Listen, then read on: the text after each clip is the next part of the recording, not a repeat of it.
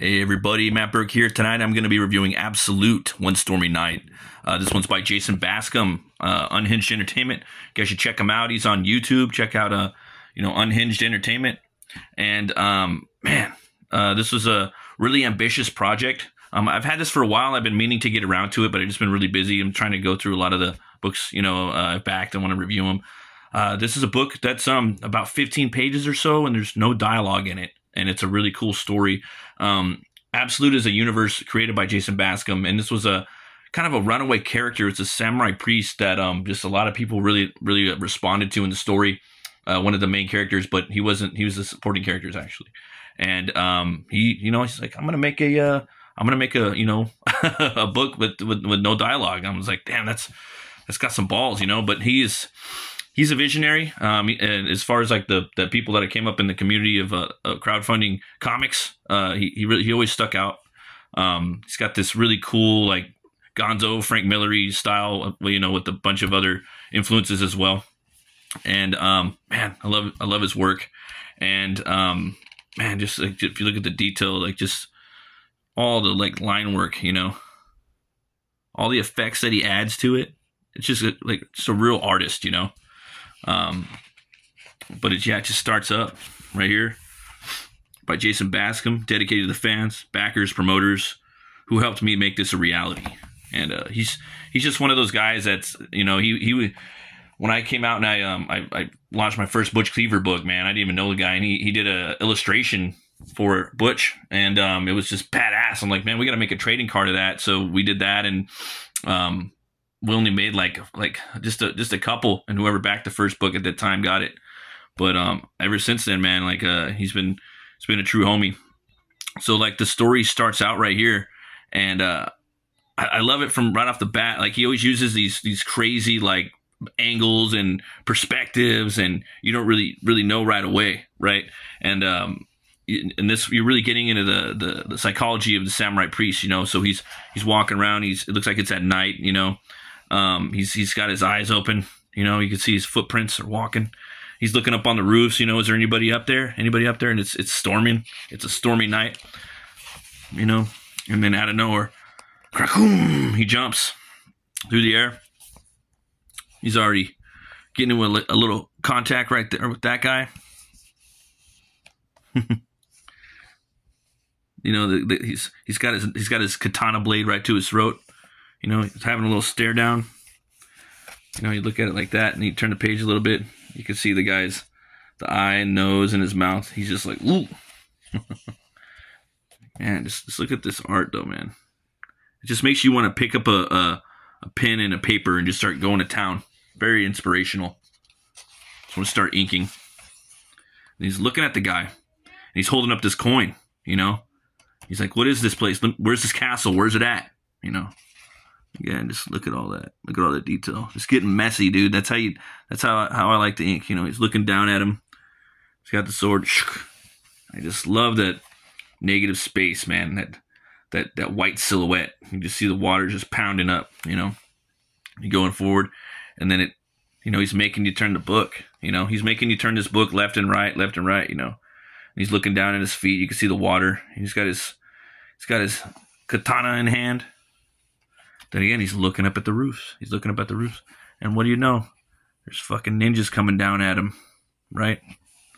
This is just pure, like, chaotic, kinetic energy, man. I'm loving it. They got the swords are coming right at him. This is their perspective. They're jumping down at him. And he's ready, And I had him on the channel, and he was talking about this book. We were discussing it, showing the campaign when it was live, man. And he was just like, yeah, man, I just want to make a book where it's just, the characters moving through a little mission, a little quest. And, it's just like real fun. You know what I mean? It's a liberating art piece. And that's, I see this book, and it makes me want to do the same thing. I'm not going to lie. So crack, there's another one right there. They're coming at him. It almost looks like they're shooting. Possibly, they could be shooting some dust into his face. Because there's things coming this way at him now. and then he just jumps up in the air, and he's just like, just three heads all at once, you know. That katana, that sharp blade. I love that face. All the noodling, you know. Man, limbs just flying. Wouldn't that would be an awesome shirt?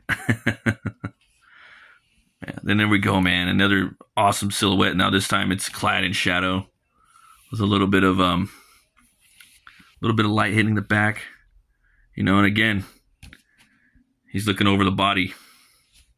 He's got the eyeball right there, looking dead at him, and he's got the looking for the castle, right? Castle. See, he's pulling out the coin. You see this? You know where the castle is? Huh? Thunk. He's driving the sword right into his shoulder. And right there. Just cutting him. He's walking away. He's just holding a sword. He's fucking mad, you know? And he's leaving this like tree of the dead almost in the back in its wake, right? Look at that. Really digging that, man. Just love the scratchiness, the noodling, the rendering. Love that, man. Here we go. This is my favorite. I think this, I don't know, it's hard to say. It's one of my favorite pages in the book. I mean, there's so many really cool ones, but I just love the vertical paneling. I never do that myself. And every time I'm doing a book right now, and it's kind of a weird format, but I've been really wanting to experiment with the long paneling, you know. But I love this, just the way you see it right here. You just see the water hitting the silhouette. Then the lightning's lighting it up, so you could see it in the light. You could see the full form. And then you know, the thunder and lightning stops, and then you just see the water, you know, lighting up the silhouette. And then again, crack-a-toom, it's lighting up, and it's just brooding too. He's just fucking pissed. And then this right here, man, this is my favorite panel on the page. You can just see his eyebrows, the brow, and the nose, and the sideburns, and the ponytail in the back, and the water, and then the moonlight's just glistening off of his silhouette. And then there he is. You got his ponytail right there, and there's a castle. It's waiting, right? And yeah, I'm not gonna fucking show you what happens in the end either.